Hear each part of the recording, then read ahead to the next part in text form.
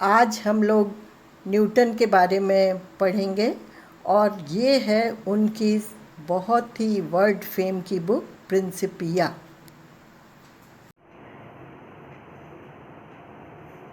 तो जैसा कि आप सभी लोग जानते हैं कि हर इवेंट के पीछे एक इफ़ेक्ट होता है ना।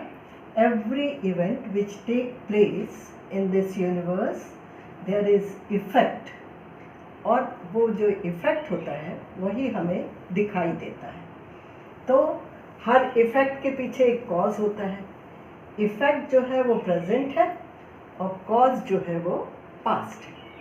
तो आप ग्रेविटेशनल फोर्स इफ़ेक्ट है, इसको आप महसूस करते हैं, देखते हैं, और उसका कॉज क्या है? Rotation of earth. और ये पता किसने लगाया? ये पता लगाया न्यूटन ने। न्यूटन एक बहुत बड़ा नाम है मैकेनिक्स में, आप सभी ने सुना होगा, क्योंकि इसको आई थिंक क्लास 8 से पढ़ाया जाता है, मोशन। तो न्यूटन जो थे वो बहुत बड़े साइंटिस्ट हुए हैं, बहुत ज़्यादा फेमस उनकी इक्वेशंस ऑफ मोशन है, लॉ ऑफ ग्रेविटेशन है, ये सब उन्हीं की ईजाद है। और इससे आप उनका कद माप सकते हैं। न्यूटन वो शख्स हैं जिनकी तस्वीर आइंस्टीन के रूम में मिला करती थी। आइंस्टीन भी बहुत बड़े साइंटिस्ट हुए हैं जिनका लोहा पूरी दुनिया मानती है। उन्होंने बहुत बड़े बड़े रिजल्ट्स बताए हैं, आगे चल के मैं भी बताऊंगी उनके रिजल्ट्स और उनके बारे में भी बताऊंगी। तो उनके रूम में न्यूटन की तस्वीर टंगी हुई थी। इसका मतलब कि न्यूटन मैकेनिक्स के फील्ड में बहुत ज़्यादा टॉप पे थे। ठीक है, अब चलिए न्यूटन की लाइफ हिस्ट्री के बारे में थोड़ा सा बता देती हूँ। 1642 में इंग्लैंड में पैदा हुए थे और इनका शुरू का एजुकेशन एक स्कूल में हुआ, लेकिन ये बहुत ही ख़राब स्टूडेंट थे, इतने ख़राब कि इनकी माँ परेशान आ गई और इन्हें स्कूल से निकाल दिया। और फार्मर के घर में पैदा हुए थे, घर में खेती किसानी होती थी, तो माँ ने सोचा चलिए इसी में लगा देंगे, खा कमा लेंगे। लेकिन न्यूटन के कोई अंकल थे, उन्होंने जब इनसे बात किया तो उनको इसमें एक पोटेंशियल नज़र आया। तो अंकल ने कहा नहीं नहीं ऐसा नहीं है, एक बार फिर से कोशिश करते हैं, इनका नाम लिखाते हैं। लॉ स्कूल में कैम्ब्रिज में जाके उन्होंने इनका नाम लिखा दिया। ठीक है, अब इन्होंने लॉ तो क्या पढ़ना था, इनका इंटरेस्ट तो कुछ और था, तो थोड़ा बहुत लॉ पढ़ा। उसके बाद ये लाइब्रेरी में बैठ के फिलॉसफी पढ़ने लग गए। फिलॉसफी पढ़ते पढ़ते इन्होंने कोपरनिकस की थ्योरी पढ़ी, हीलियोसेंट्रिक थ्योरी, तो इन्हें बड़ा मज़ा आया। और तब इनके दिमाग में भी ये ख्याल आया कि मुझे भी कुछ करना चाहिए और मुझे भी थोड़ा सोचना चाहिए। ये स्टार्स वगैरह घूम रहे हैं तो आखिर क्यों घूम रहे हैं, कैसे घूम रहे हैं, इसके बारे में पता लगाना चाहिए। तो फिर इन्होंने विधिवत पढ़ना शुरू कर दिया। अच्छा, जब इनका एडमिशन हुआ था 1665 में इंग्लैंड में एक बहुत बड़ी महामारी आई, प्लेग। तो उससे इतना लोग मर रहे थे कि यूनिवर्सिटी को 2 साल के लिए बंद कर दिया गया। ये 65 की बात है, 1665। तो जब यूनिवर्सिटी बंद हो गई, ऑक्सफोर्ड यूनिवर्सिटी बंद हो गई, सोचिए, तब ये अपने घर चले गए। घर में खेतों के नीचे बैठे रहते थे और सोचा करते थे। तभी इनकी कहानी शुरू होती है। एक सेब आके इनके सिर पे गिरा। तो इन्होंने सोचना शुरू किया कि भाई सेब नीचे क्यों गिरता है, ऊपर क्यों नहीं जाता? बारिश की बूंदें नीचे क्यों गिरती हैं? कटी हुई पतंग नीचे क्यों गिरती है, ऊपर क्यों नहीं जाते ये सब? तभी आप समझिए कि लॉ ऑफ ग्रेविटेशन की नींव इनके दिमाग में पड़ गई और इन्होंने उसी बारे में सोचना शुरू किया। उसके बाद 69 में 67 में कॉलेज खुल गया होगा। फिर 69 में इनका जो वर्क था, 66 में इन्होंने लॉ ऑफ मोशन दे दिया, 2 इक्वेशंस लॉ ऑफ मोशन की डिराइव कर दी। तो जब इनका वर्क देखा गया तो 1669 में इन्हें प्रोफेसर बना दिया गया, लुकेशियन चेयर प्रोफेसर, ऑक्सफोर्ड यूनिवर्सिटी में ये प्रोफेसर हो गए। उसके बाद 1672 में ये फेलो ऑफ रॉयल सोसाइटी हो गए। उसके बाद 1684 में इन्होंने अपना जो पूरा laws of motion, laws of gravitation, gravitational attraction जो सब डिराइव किए थे वो सारे के सारे छपवाए। और इसके अलावा भी इन्होंने कई फील्ड में काम किया। तो एक इनकी जो सबसे फेमस बुक है वो है प्रिंसिपिया। इसके 3 वॉल्यूम हैं। 2 वॉल्यूम में लॉज ऑफ मोशन है, डेफिनेशन के फॉर्म में है पहले, और उसके बाद लॉज ऑफ मोशन है। और 3rd वॉल्यूम में लॉ ऑफ ग्रेविटेशनल अट्रैक्शन है। तो एक तरह से देखा जाए तो ये जो लॉज ऑफ मोशन है ये उस लॉकडाउन के पीरियड में जब महामारी प्लेग की वजह से यूनिवर्सिटी बंद थी और इन्हें घर भेज दिया गया था, तब इन्होंने इन विचार किया और लॉज ऑफ मोशन दिए। चलिए अब मैं उन लॉज ऑफ मोशन के बारे में बताऊंगी, वो 3 हैं, और लॉज ऑफ ग्रेविटेशनल अट्रैक्शन के बारे में बताऊंगी जो 1 है।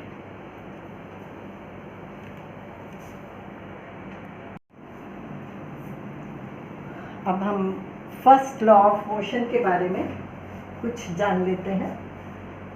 फर्स्ट लॉज ऑफ मोशन भी ऑलमोस्ट सभी को मालूम होंगे, लेकिन फिर भी मैं रिवाइज कर रही हूँ।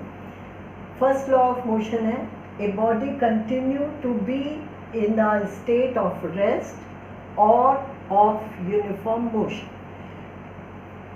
सिंपल भाषा में कहें तो कोई भी बॉडी अगर चल रही है यूनिफॉर्म मोशन में तो हमेशा यूनिफॉर्म मोशन में ही चलती रहेगी जब तक उसे रोका ना जाए। कोई फोर्स लगा के रोका जाएगा तभी वो रुकेगी, वरना वो यूनिफॉर्म मोशन में चलती रहेगी। अब ये कह रहा है in a state of rest. State of rest क्या है? स्टेट ऑफ रेस्ट भी यूनिफॉर्म मोशन है with velocity 0. A body is moving with velocity 0 uniformly. That means body is at rest. ठीक है, तो ये तो हो गया आपका पहला लॉ। है तो थोड़ा सोचने पे मजबूर करता है कि फिर हम कैसे खड़े हैं, हम क्यों नहीं चलते जा रहे, और अगर हम खड़े हैं तो हम चल क्यों नहीं पाएंगे। ऐसा है कि ये फ्रिक्शनल फोर्सेस हैं जो हमको रोकते हैं। इस तरह से कोई ना कोई फोर्स आपको रोक देता है तभी आप रुकते हैं, वरना अगर बॉडी कोई भी मास पार्टिकल अगर यूनिफॉर्म मोशन में है तो यूनिफॉर्म मोशन में चलता रहेगा, और अगर रेस्ट पे है तो रुका रहेगा जब तक उस पर कोई फोर्स अप्लाई नहीं किया जाता। ठीक है। Second law of motion, acceleration produced is proportional to the net force applied. कोई बॉडी है, उसको अगर आप धक्का देते हैं, मान लीजिए ये बॉडी है और इसको आप एक फोर्स लगाते हैं F, तो आप जानते हैं कि ये जिस डायरेक्शन में आप फोर्स लगाएंगे उस डायरेक्शन में चलने लगेगी। अगर दूसरे डायरेक्शन में भी इतना ही फोर्स लगने लग जाए, यहाँ पे कोई और आ जाए, वो भी एक फोर्स लगाए F, तो क्या होगा? तो बॉडी रुक जाएगी, है ना।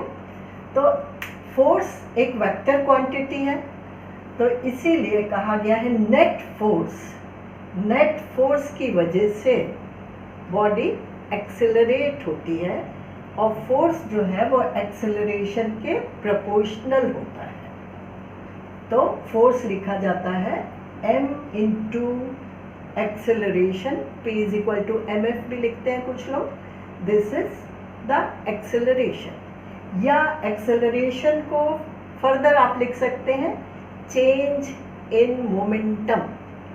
Acceleration means change in velocity, change in velocity means change in momentum, क्योंकि मास इंटू वेलोसिटी वो होता है मोमेंटम। ठीक है, तो ये दो लॉज तो सिंपल है। अब आइए तीसरे लॉ पे। तीसरा लॉ कहता है for every action there is equal and opposite reaction. तो ये थोड़ा सा कंफ्यूजन कुछ लोगों को होता है कि अगर कोई मास पार्टिकल है और उस पर आप एक फोर्स लगा रहे हैं, तो अगर इसका इक्वल एंड अपोजिट रिएक्शन हो गया माइनस एफ, तो F is equal to minus F, ये तो पॉसिबल नहीं है ना। F is equal to minus F, ये तो पॉसिबल नहीं है। तो गलती कर रहे हैं हम कहीं, कहाँ गलती कर रहे हैं? For every action there is equal and opposite reaction. तो एक नज़र में तो लगता है कि हम बिल्कुल ठीक है ना। तो ये कंफ्यूजन कभी कभी आपके दिमाग में आ सकता है। तो सही मायने में देखा जाए तो ये जो प्रिंसिपल है ये एक पार्टिकल के लिए नहीं है, ये दो पार्टिकल के लिए है। For every action there is equal and opposite reaction. तो अगर आपके पास दो बॉडीज हैं, तो ये बॉडी पे अगर आप एक फोर्स लगा रहे हैं, तो इक्वल एंड अपोजिट ये जब मिलेंगे तो एफ ए बी इस डायरेक्शन में होगा, एफ बी ए इस डायरेक्शन में होगा, और दोनों इक्वल होगा और अपोजिट होगा। ठीक है, इसका मतलब F A B is equal to minus times F B A. F A B क्या है? Force on this mass particle by this mass particle, और ये क्या है? Force on this mass particle by this mass particle. तो ये अलग हो गए। तो this relationship, this is your second law of motion. तो सेकेंड लॉ ऑफ मोशन आपका एक बॉडी के लिए नहीं है, दो के लिए है। और ये आप अच्छी तरह से देख सकते हैं अगर आपके पास एक ब्लॉक है मास का और उसको आप हटाना चाह रहे हो। ये मान लीजिए ब्लॉक है और इसको आप हटाना चाह रहे हैं, आप क्या करेंगे? आप यहाँ पे धक्का लगाएंगे। ठीक है, काहे से लगाएंगे? हाथ से लगाएंगे। तो अगर आप हाथ से धक्का लगाएंगे तो आपको हाथ पर भी एक प्रेशर फील होगा, है ना। तो हाथ एक बॉडी हो गई और ब्लॉक दूसरी बॉडी हो गई, दोनों एक दूसरे पे इक्वल और अपोजिट फोर्स लगा रहे हैं। एक और एग्जांपल आप ले सकते हैं। मान लीजिए आप कहीं से खेल के आए और आपने एक पैर जमीन से उठा के वॉल पे लगाया, तो क्या होगा? आपको भी एक कुछ फील होगा। जितना जोर से आप उसको हिट करेंगे उतना जोर से वो आपको हिट करेगा। ठीक है, अब उम्मीद है आपको ये लॉ समझ में आ गया होगा। क्या कहता है law? For every action there is equal and opposite reaction. इसमें थोड़ा सा और जोड़ना चाहिए। ठीक है, that is equal and opposite reaction on another mass particle।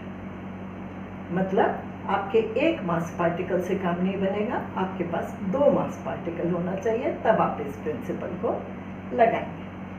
चलिए, अब अगला है ग्रेविटेशनल लॉ ऑफ ग्रेविटेशन कहलाता है। वो क्या है?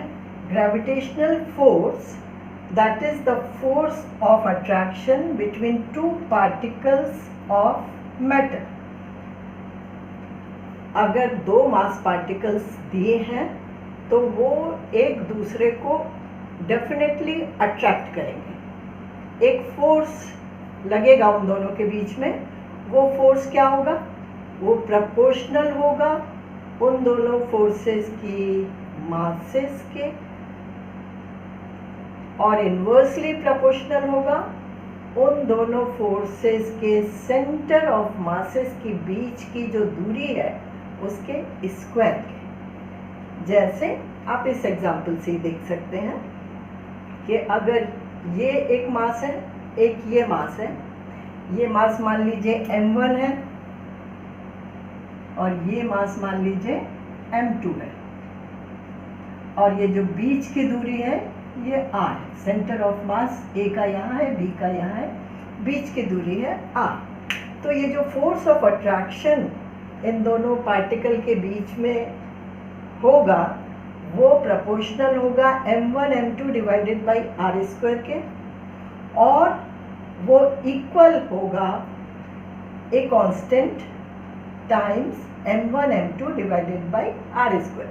जब कभी भी आपके पास एक प्रोपोर्शनैलिटी रिलेशन होता है तो आप उसको इक्वालिटी में बदल सकते हैं। कैसे? एक कांस्टेंट से मल्टीप्लाई करके। तो Fg जो है वो हो जाएगा g m1 m2 divided by r square. g क्या है? कांस्टेंट, और ये जो कांस्टेंट है ये हमेशा सेम रहने वाला है, और ये फर्स्ट टाइम कैलकुलेट किया गया था क्वेंडिश ने 1798 में, और इसकी वैल्यू है 6.67 10 टू द पावर -11। ठीक है, अब ये कैसे कैलकुलेट किया गया था ये मैं आपको बता सकती हूँ। अब एक चीज़ और जानने वाली है जो इम्पोर्टेंट है ये थर्ड लॉ के सिलसिले में, वो ये है कि ये जो फोर्स और अपोजिट रिएक्शन होते हैं ये मासेस पे डिपेंड नहीं करते, they are independent of the masses. ठीक है, चलिए अब मैं आपको एक छोटा सा मैप देती हूँ और कुछ रिजल्ट्स देती हूँ जो आप डिराइव कर सकते हैं और इसको और अच्छी तरह से समझ सकते हैं।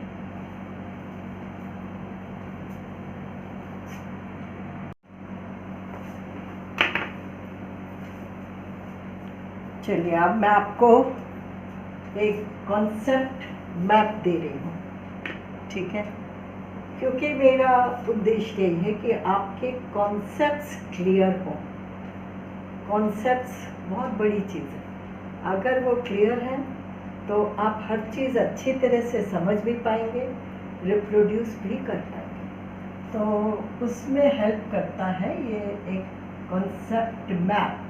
हर चैप्टर का कॉन्सेप्ट मैप बनाइए और उसको समझिए।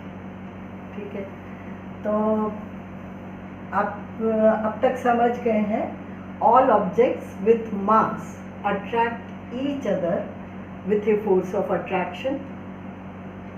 उस फोर्स ऑफ अट्रैक्शन से एक दूसरे को अट्रैक्ट करते हैं। वो फोर्स ऑफ अट्रैक्शन प्रोपोर्शनल होता है उनकी मासेस के प्रोडक्ट के, और इन्वर्सली प्रोपोर्शनल होता है उन दोनों मासेस के सेंटर ऑफ मासेस के बीच की जो दूरी है उसके स्क्वायर के। तो ये फॉर्मूला हमने पहले भी आपको बता चुके हैं। F is equal to G m1 m2 divided by r²। यहाँ पे m1 m2 क्या है?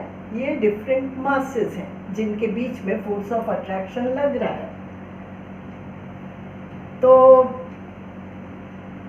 ये जो फोर्स होता है, फोर्स ऑफ अट्रैक्शन, ये डिस्टेंस पे भी एक्ट कर सकता है। ऐसा नहीं कि ऑब्जेक्ट बिल्कुल पास होगा तभी ये एक्ट करेगा। जैसे अर्थ पे ऑब्जेक्ट है, मून पे भी उसकी वजह से एक फोर्स लग रहा है, ठीक है।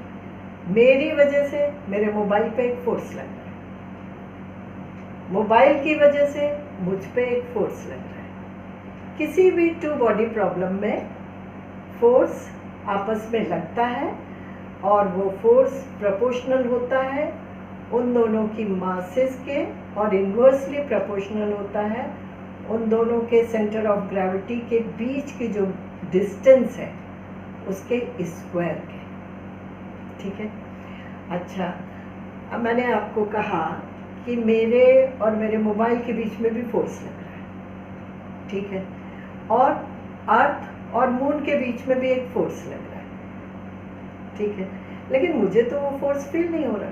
क्यों नहीं हो रहा? क्योंकि वो बहुत कम है। क्यों कम है? क्योंकि मोबाइल की मास, मेरी मास, इन दोनों के प्रोपोर्शनल, इन दोनों के प्रोडक्ट, और नीचे डिस्टेंस का स्क्वायर, तो ये जो फोर्स बनता है वो काफ़ी कम बन जाता है। तो इस वजह से मुझे फील नहीं होता। लेकिन जब आप मैक्रोस्कोपिक लेवल पे चीज़ों को देखते हैं, जहाँ मासेस बहुत ज़्यादा हैं, जहाँ डिस्टेंसेस भी बहुत ज़्यादा हैं, तो फिर आप इस फोर्स को अवॉइड नहीं कर सकते। समझ गए मेरी बात? इसी को दिखाने के लिए मैं आपको कुछ रिजल्ट्स बताती हूँ। क्या है?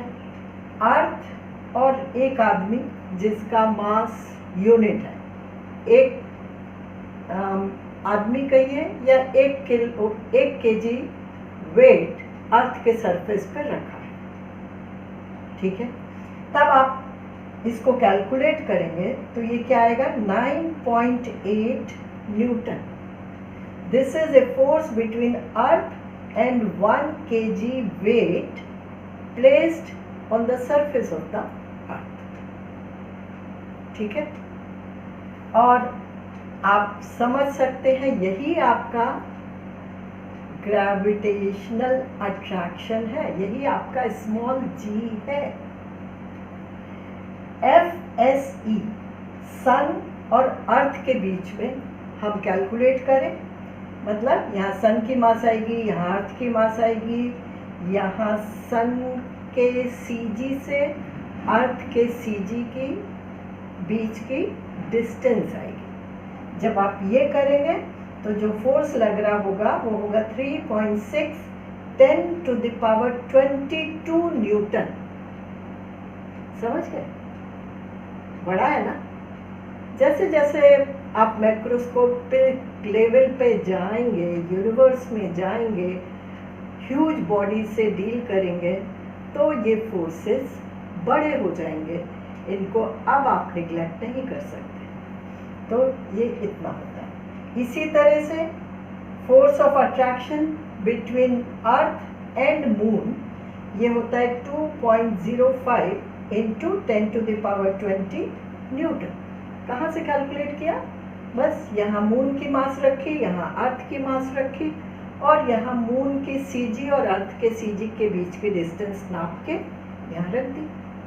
और जब इसको कैलकुलेट किया तो ये आ गया 2.05 इंटू 10⁻20। तो इसी तरह से आपका फोर्स ऑफ अट्रैक्शन निकलता है।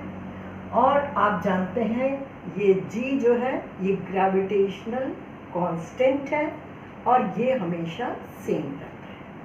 जबकि स्मॉल g क्या है? This is the acceleration produced by a freely falling body under the pull of earth।